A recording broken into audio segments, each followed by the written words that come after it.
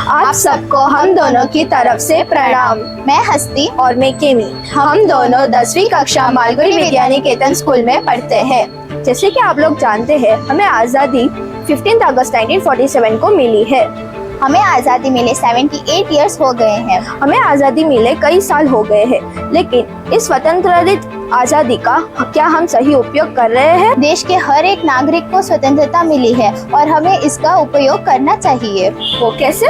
देश के हर एक नागरिक को जो स्वतंत्रता मिली है उसको समझना चाहिए और उसको अपनी जिंदगी में पालन करना चाहिए। स्वतंत्रता का मतलब ये नहीं है कि आप जो चाहे वो कर सकते हो। स्वतंत्रता का मतलब है कि आपको अपनी जिंदगी जीने का मौका मिला है और इस जिंदगी जीने की आज़ादी मिली है, और इस आज़ादी का दुरुपयोग करके किसी अन्य व्यक्ति को नुकसान पहुंचाना गलत है।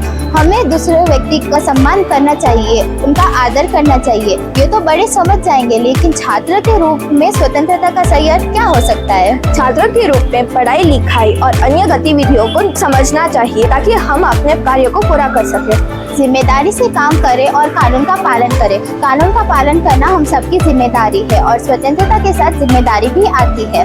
हमें अपने हितों को समझना चाहिए और समाधान की शिक्षा को बढ़ाना चाहिए। और सबसे महत्वपूर्ण बात, सकारात्मक सोच रखें और शिक्षा और ज्ञान का उपयोग करें। स्वतंत्रता का मतलब यह है कि सिर्फ हमें अपने बारे में ही सोचना है? नहीं, स्वतंत्रता का मतलब सिर्फ अपने लिए काम करना नहीं होता, हमें समाज के लिए भी सोचना होता है।